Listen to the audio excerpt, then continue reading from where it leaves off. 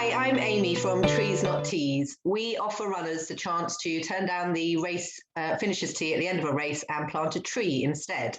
And today we are very pleased to be talking to Dr. Juliet McGrattan, author of Run Well, Essential Health Questions and Answers for Runners. Hi, Juliet.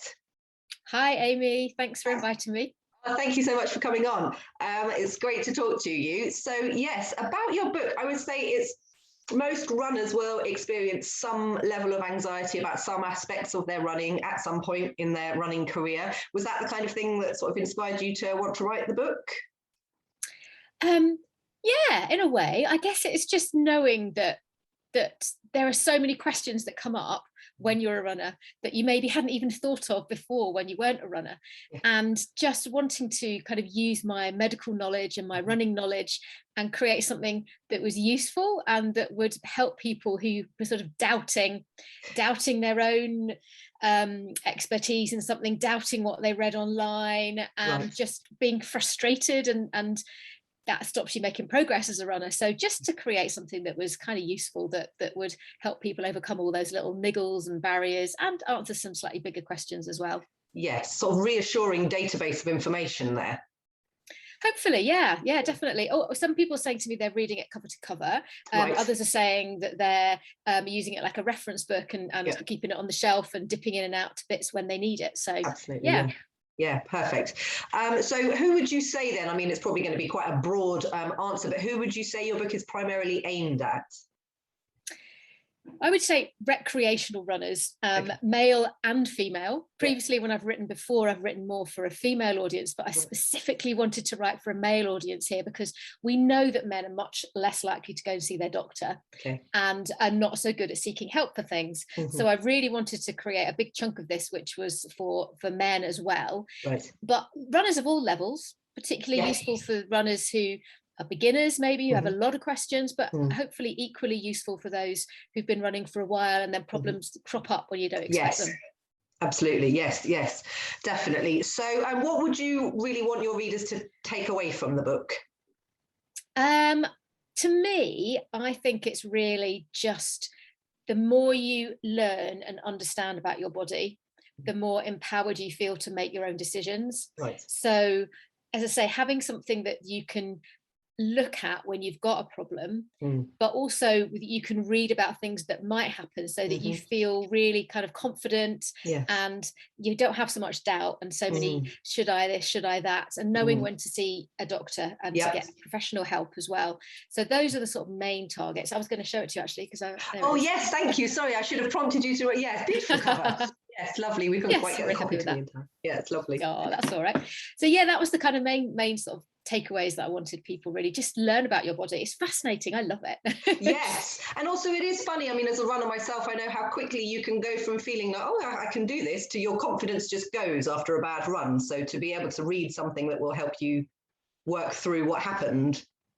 Yeah, definitely. And in little injuries and when as you progress in your running, new distances, they may be, what's going to happen to my body if I push it that bit further, all those kind of extra little things that crop up.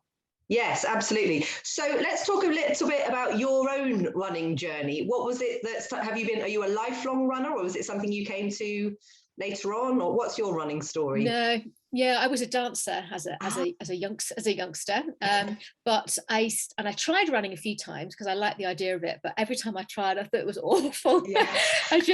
Everything hurt and I just was so out of breath. So I really started after I'd had my third child, and I just wanted to get a bit fitter and to be out of the house, if I'm honest.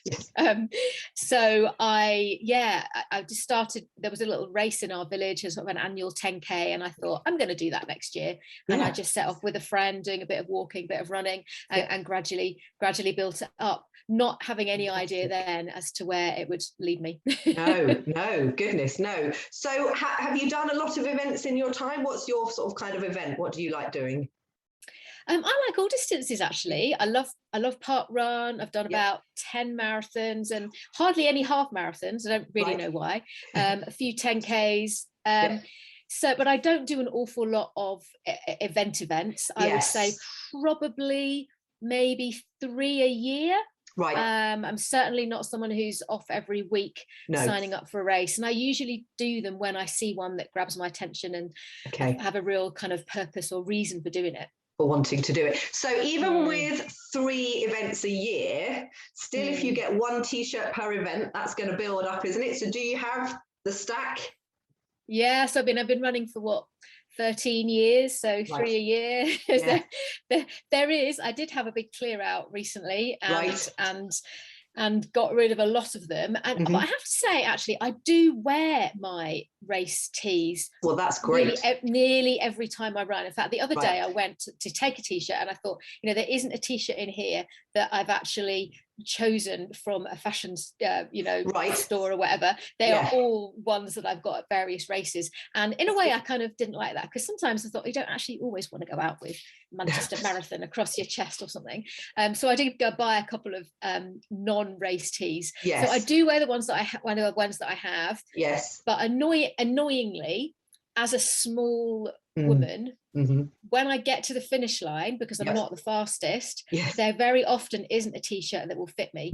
So the ones that I've got rid of are t-shirts that are not actually the right size for me and I'm never going to wear. Yes. Okay. So again, this is a problem we hear of a lot, particularly with female runners, that you're going to end up with something that even if you would have quite liked to have worn that, it's not going to fit you. So this is not going to happen. Yes, absolutely. So in terms of the t-shirt collection, what do you think about the idea of Trees Not Tees and what we're trying to do? Is it something that appeals to you? I think it's fabulous, definitely. I mean, as I say, if it's a big city marathon or something that I've really trained for, I'm probably going to want to get the t-shirt. Sure. But for a smaller, maybe even a more local race or a 10K or something, I mean, I just know I've got enough kit anyway, and I'm unlikely to wear it, then I would definitely tick that please give me a tree and not a tee box. Definitely. Tree instead. Would you say, is sustainability in your own running something you've been thinking about? Have you made any changes or taken any steps towards making your own running more sustainable? Yeah, it's interesting. I think COVID has been really good for me in that respect, that it has actually made me just appreciate what I've got locally in terms of running, to be more aware of local races and things that I can go to which are close to me, to run closer to home, and just reminded me of how amazing the planet is and nature is and how we need to look after it. So definitely in that way. I also, one of the things that does disturb me is the water bottles. So for my birthday I got my husband to get me a hydration vest, so I think, and I haven't done a big event since I got it, and there haven't really been very many, but I'm sort of thinking I would feel happier running with my own water than picking up all these bottles and just tossing them aside. We've done simple things at home, like get a soda stream, so I'm not buying big bottles of fizzy water. But you know, sort of extending that, and also with my little running group, with a 261 Fearless running club in Lancaster, we've become really aware about the litter, so we're organising a plugging run in our park to sort of improve that. So they're all little things, but I guess if we all do little things, it all adds up, doesn't it? Absolutely, and that is what we need to be doing as individuals. But if you think about it now more on the sort of slightly larger scale, what sort of changes would you like to see being made in the running events industry? I definitely think the water bottles are a big issue. I just freak with all these plastic water bottles. So, you know, I think in the same way that you can ask if somebody wants a t-shirt rather a tree rather than a t-shirt, you could be saying, do you want water? So they know how much they need to actually buy in the first place, or just looking at other ways of giving runners that water. You know, I've been on marathons where you had to take your own little hook on a plastic cup. It was a kind of a biodegradable cup thing, and then they filled that up as you went past. So I think looking at waste really and trying to reduce waste as much as possible is obviously the biggest thing. I mean, I don't, you know, international travel for marathons, it's hard, isn't it? You don't want to stop people doing what they enjoy and what they love, but I think we will have to have a little bit of a conscience. Yes, exactly. Selecting carefully, I suppose, is the answer with that. But yeah, absolutely. With the waste, I mean, there seems to be some fairly straightforward steps that people can make in terms of reducing all that. Absolutely. So just last but not least, it's quite a sort of broad question again. What would you say running means to you? Oh, gosh. An awful lot. I think, to me, it means, I was going to say sanity, but what I mean really is that I run now more for my mental well-being than I do for my physical well-being. When I started, it was for physical well-being. It was because I felt fat and flabby, and I just wanted to, kind of change the way I looked. But actually, to me now, it's much more about what goes on in my brain, keeping me well, but also allowing me to work better, because I use it for creativity. I use it to get ideas, to think through things. So for me, I think it really is much more about something that's an intrinsic part of my personality and my daily life. Connects me with other people. It brings me friends. It brings me opportunities. It's brought me a career.